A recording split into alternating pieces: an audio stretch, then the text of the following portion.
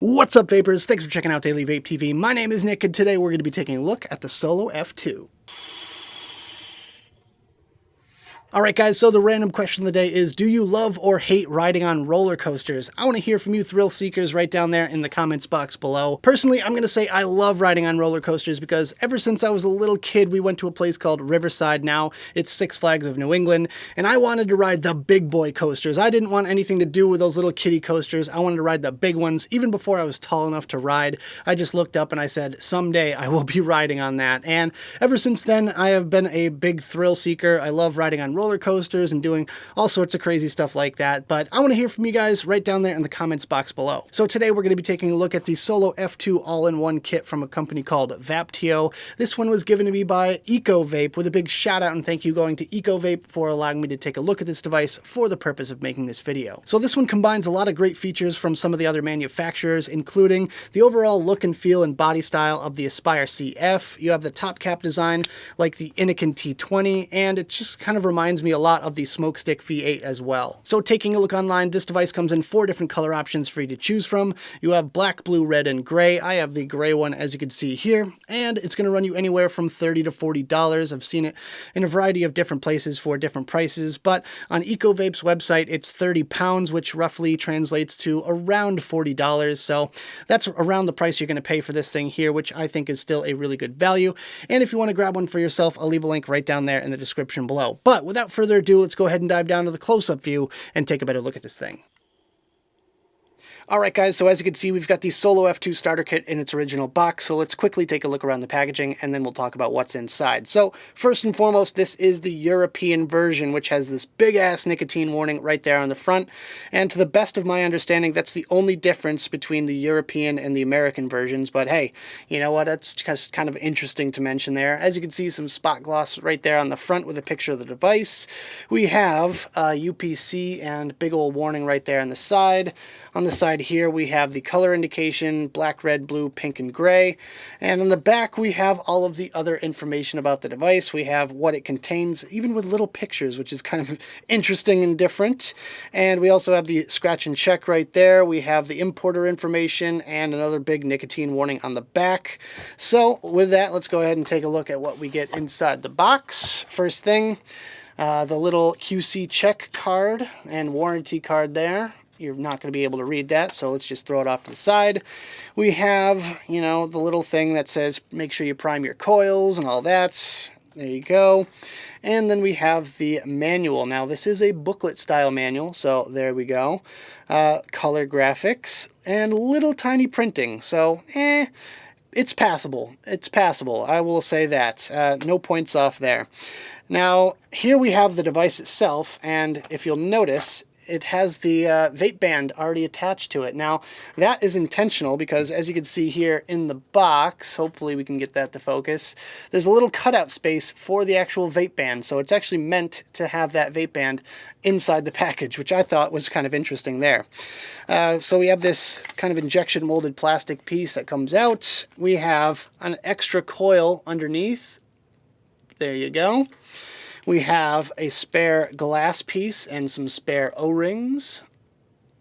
And last but not least, we have our obligatory, pretty standard USB cable. Nothing special or fancy about this one whatsoever. Alright guys, let's talk about the specs. First of all, it's 22 millimeters in diameter by 127.5 millimeters tall. The battery capacity is 2200 milliamp hours. Output wattage is a maximum of 50 watts. Resistance range is 0.2 ohms to 3 ohms, and the output voltage is 4.2 volts. It also has a hygienic magnetic drip tip cap. It has elegant carbon fiber finish and battery level colored LED indication. Alright guys, so let's go over some of the finer details of the Solo F2, starting with the drip tip up top here. This is a proprietary tip. As you can see, it's slightly conical and it's got a fairly wide bore down the middle. Basically like a 510 bore, pretty much the same if you ask me. You can kind of see the custom shape there as well. And you can see the opposite end of that with the bore down to the coil and the O-rings on the outside there. Now granted, this is also 510 compatible, so you can stick your 510 tips in there. but it's not gonna look great. I'm not gonna lie, not a huge fan of that look, especially with the exposed O-rings like that. Just does nothing for me, so I think I'm just gonna stick with the tip that they give you. But the top cap section is where you fill it. It is a thread-off top cap, so you guys know I'm not a huge fan of that. And you can see it has sort of these little flaps here, which are kind of interesting. And basically, if you just stick your needle tip bottles down there, or your unicorn bottles, what have you, those open up so that you don't get juice everywhere while you're filling it, or if you tip it over or something like that, no juice will escape, which is actually good. It actually does work, and it's sort of convenient, but I'm not the biggest fan of that, especially when it comes time to fill this thing with a glass dripper bottle. So here's the coil itself. I've been using this one in particular for a couple of weeks, and I'm actually surprised by how good the performance is. No dry hits, the flavor's on point, and it's not getting all gunked up, so I do highly recommend you guys check these coils out if you end up getting one of these things, because it's also cross-compatible with Baby Beast coils, so most of you will be tempted to try their coils out, but honestly, give these ones a shot because they are pretty darn good. So here is the airflow section, and it is matched on the opposite side, as you can see there, and it is an appropriate amount of airflow, although it's not adjustable whatsoever. And the other thing is, it's on the turbulent side, so not too crazy about the airflow with this design here. They could have done something a little bit better in my opinion. So here's the one and only button on this device. You click it 5 times to turn it on and off. 1, 2, 3, 4, 5. And you get the little LED indications. That's also your battery life indication as well, because when you press this thing to fire it, you can see the blue LED shine behind my finger there. There you go. And that indicates that your battery is about halfway charged, so make sure you keep an eye on that. Once it goes red, it's definitely time to get to the charger. Speaking of charging, here's the micro USB port where you charge this thing, and it only takes about 45 minutes to an hour to charge this thing up fully, which is definitely okay for me.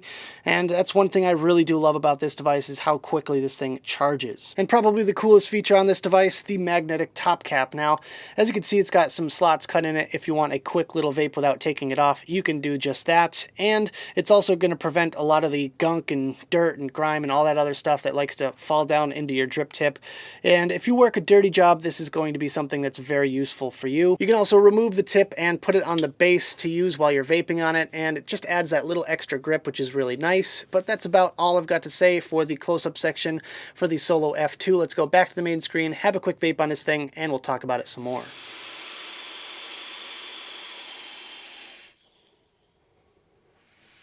Alright guys, I hope you enjoyed the close-up section of this video. Now let's talk about my personal thoughts about this device, some pros, some cons, and whether or not it's worth purchasing. Starting off with the pros, my first pro is the magnetic top cap. I think that's a really good idea because if you have a dirty job, then you're going to be getting all sorts of dirt and dust and all sorts of gunk down into your drip tip, whereas this will prevent most of it. I say most because it does have airflow holes cut into the top here. If in case you wanted a quick hit, you could take one without taking the top cap off, but it's not going to go directly down into your drip tip, which means it's not going to get all the way inside your coil. So overall, I think it's a really good idea. You can also take it off and store it on the bottom of the device when you're just vaping on it.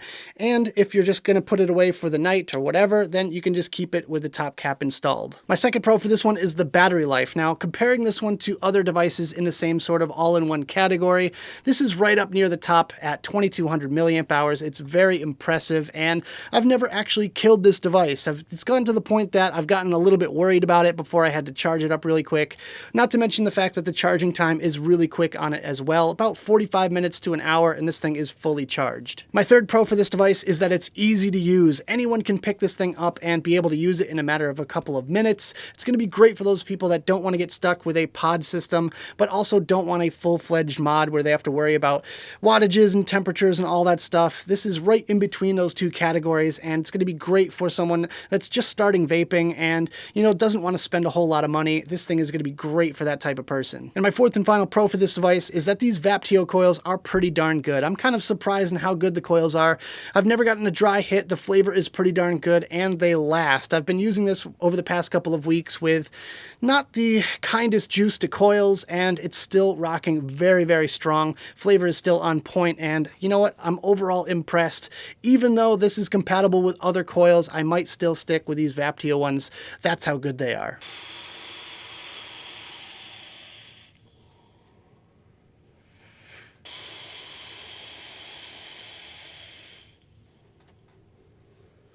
Alright guys, so moving on to the cons, my first con is the auto shut-off function. That is by far the most annoying thing about this device.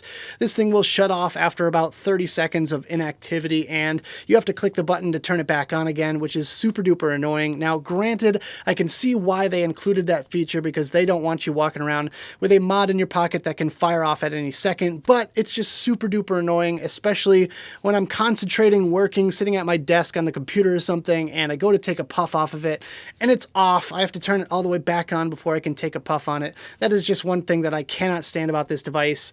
I just really wish they made that an optional feature, like you could turn it on and off sort of thing.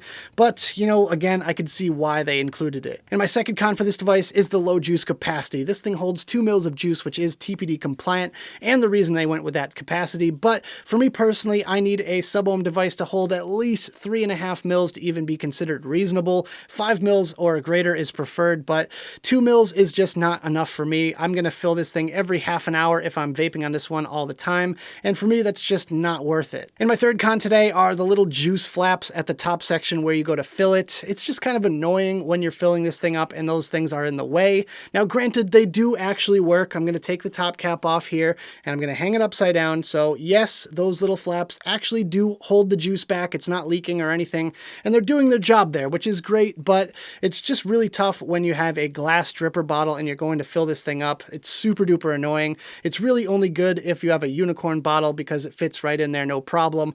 And otherwise, you know, it's just a pain in the ass. So that's why I'm not a huge fan of those little juice flaps, although they do their job. And my fourth and final con for this device is the turbulent, noisy airflow. Not only is this thing super loud while you're vaping on it, but it also feels really rough as well, and it just doesn't make for a very comfortable vaping experience. I have a feeling it has to do with the fact that they only have 2 air inlets. If they have 3 air inlets, I feel like it would make it a little bit better, but probably not perfect still. I don't know what the deal is with this thing, but it's turbulent and it's noisy.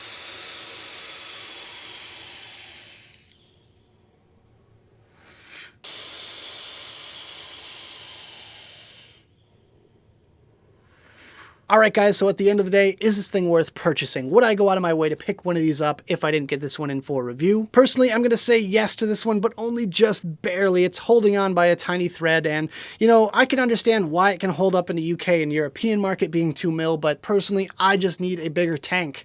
Not to mention the fact that there's a couple features that really annoy me about this device, but also a couple features that I really love about it. So, yeah, it's acceptable. I would say go out and buy one if you're in the market for a device like this, but otherwise, don't spend any extra money on it because it's really not worth just picking one of these up just for the hell of it. But with that, if you want to grab one for yourself, I'll leave a link right down there in the description below. So that about does it for this video, guys. I hope you enjoyed. If you did, make sure you hit that like button and subscribe for more videos just like this.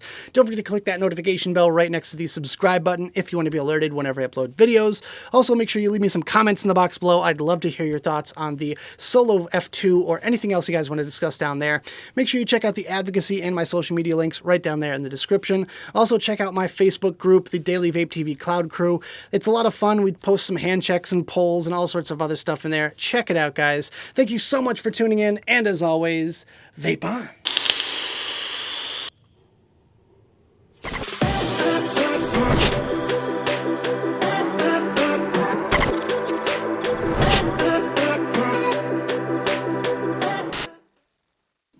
Blah, blah, blah, blah, blah, blah.